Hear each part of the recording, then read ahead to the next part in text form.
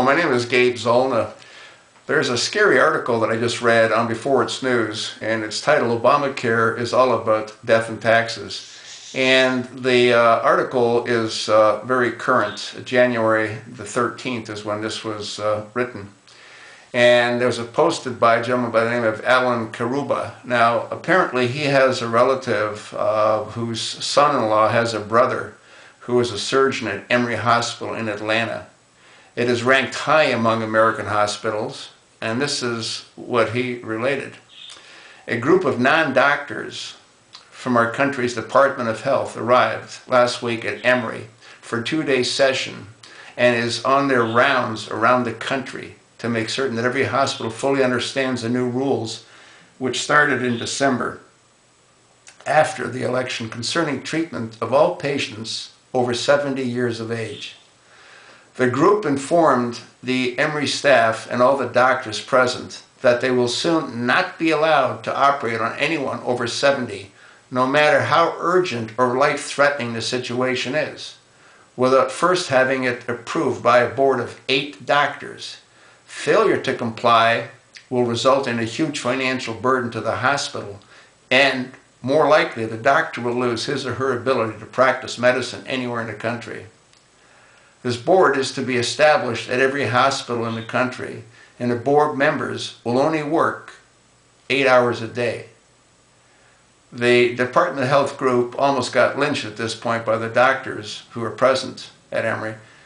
The point that they got the doctors so upset originally was that the death board, which is really what it is, will only be available 8 hours during the day. And once their 8-hour shift is up, they may have to wait 16 hours to get in touch with one of the members, and then wait an additional 2 or 3 hours to get a decision and permission to operate. This is completely insane. You know, I mean, this is completely insane. Sarah Palin was absolutely correct when she said this is really nothing more than a death panel, and that's really what they've proven to be. I mean, they're going around to all these hospitals and they're telling the hospitals you can't operate on someone that's 70 or over 70 without getting approval. And oh, by the way, we're only available for like an 8-hour shift. I mean, that's totally insane. I think that's a form of mass execution for the elderly. What do you think? You know, I mean, who do we have to thank for all this? I'll tell you who. It's our elected officials, because they did nothing to stop this. And you know what? The House of Representatives can still defund Obamacare, but they won't.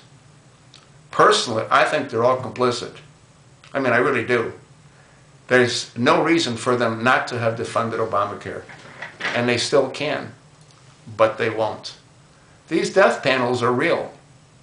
I mean, this is what's going to happen to elderly people. They work all their lives to be virtually executed. Yeah, you get sick, you get snuffed. It's that simple. Yeah. Thank you, senators and congressmen and women. You've done a great job by doing nothing.